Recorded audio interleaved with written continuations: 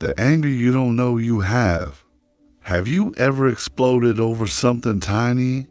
Like completely lost it because someone left a cup in the sink or cut you off in traffic, and then thought, why did I react like that? You're not crazy, you're human. And Freud knew exactly what was happening to you over 100 years ago. Before we dive in, if you want to understand your mind and discover what Freud uncovered about human behavior, hit subscribe and the notification bell. This stuff will change how you see yourself. Today we're talking about the anger you don't even know you have, and how your mind plays tricks on you to hide it, redirect it, and sometimes turn it into something completely different. By the end of this video, you'll recognize these patterns in yourself and finally understand why you do the things you do. The hidden iceberg of anger. Picture your mind like an iceberg. What you see above water, your conscious thoughts, your logical reactions, that's only about 10%. The other 90%, that's your unconscious, and it's packed with feelings you've been pushing down for years. Now, here's where it gets interesting. Your unconscious doesn't just store random stuff. It's like a pressure cooker filled with anger, frustration, hurt, and resentment that you never fully processed. Maybe anger at your parents for not understanding you, anger at that friend who betrayed you in high school, anger at yourself for not speaking up when you should have. But here's the thing, your mind can't handle all that anger consciously. It would be overwhelming. So what does it do? It activates what Freud called defense mechanisms, basically psychological tricks to protect you from feeling the full weight of that anger. Think of defense mechanisms like your mind's security system. When intense anger threatens to surface, alarms go off. Your psyche goes, nope, not today. We're going to handle this differently.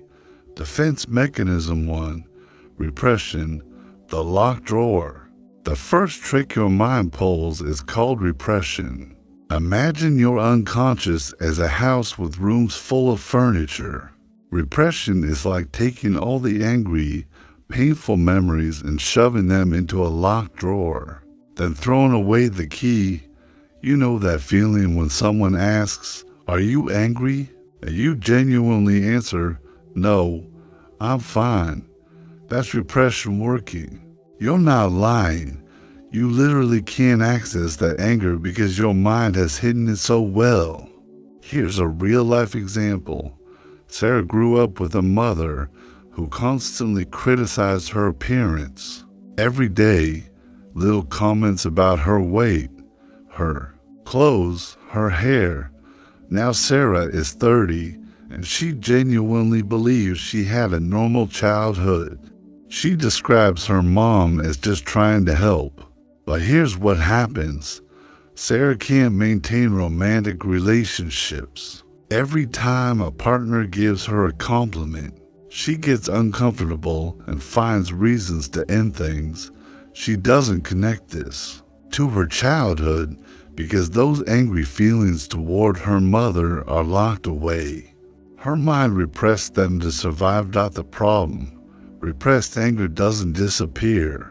It's like trying to hold a beach ball underwater. Eventually, it's going to pop up, usually in ways that seem completely unrelated to the original source. Sarah might find herself getting irrationally angry at strangers, or developing anxiety, or having mysterious physical symptoms like headaches or stomach problems. Her body is expressing what her mind won't let her feel. This is why Freud said, the return of the repressed is inevitable. That anger will find a way out, one way or another. Defense mechanism 2, displacement, the wrong target. Now, let's talk about displacement. This is when your mind says, okay, We need to release this anger. But we can't direct it at the real target because that's too scary or dangerous. So let's find someone else. Think of it like emotional hot potato. You're angry at your boss, but you can't yell at your boss because you need your job, so you go home and snap at your partner. Your partner didn't do anything wrong, but they're a safer target for your anger. Here's where it gets really sneaky.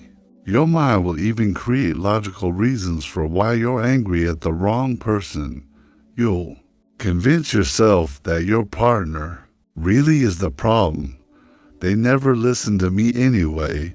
You'll think, completely missing that you're actually furious about being micromanaged at work. Let me give you another example. Tom has a father who was emotionally unavailable and critical. Tom is now 35 and insists he has a great relationship with his dad. He did his best, Tom says, but Tom has a pattern. Every boss he's ever had, he eventually starts to hate. He sees them all as incompetent, controlling, unfair. He's been fired 3 times for attitude problems. Tom thinks he just has bad luck with bosses. What's really happening? Tom is displacing all his childhood anger at his father onto authority figures. At work, it feels safer to be angry at a boss than to admit he's furious at his dad, because that would threaten his family relationships and his identity as a good son. The tragic part, Tom keeps recreating the same dynamic over and over, never getting resolution because he's fighting the wrong battle with the wrong person. Defense. Mechanism 3, reaction formation, the opposite act. The third mechanism is the trickiest.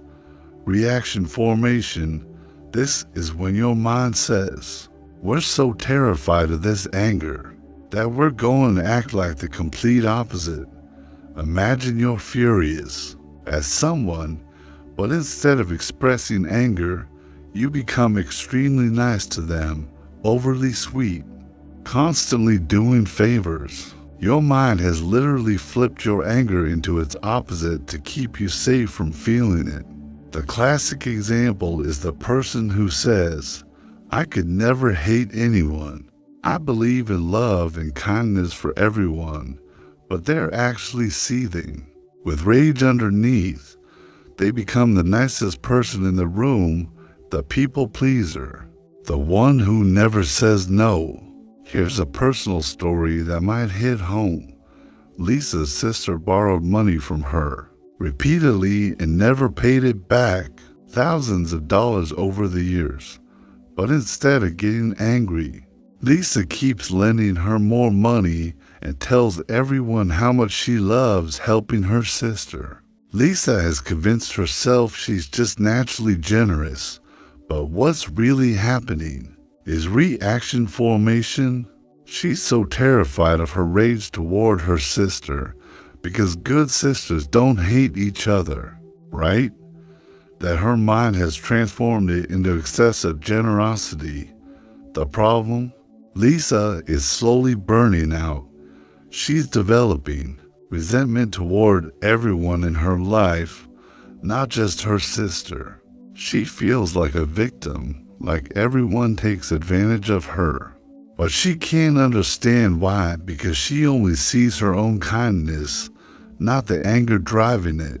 This is why people who seem the nicest sometimes have the biggest breakdowns. All that repressed anger has to go somewhere. The body keeps the score. Here's something fascinating. When your mind successfully hides anger from you, your body often keeps track. Freud noticed this over a century ago. Patients with mysterious physical symptoms that doctors couldn't explain your repressed anger might show up as chronic headaches or migraines, digestive problems with no medical cause, mysterious back pain, or muscle tension sleep problems or insomnia, skin conditions that flare up during stress, panic attacks that seem to come from nowhere. Your body is trying to tell you what your mind won't let you know.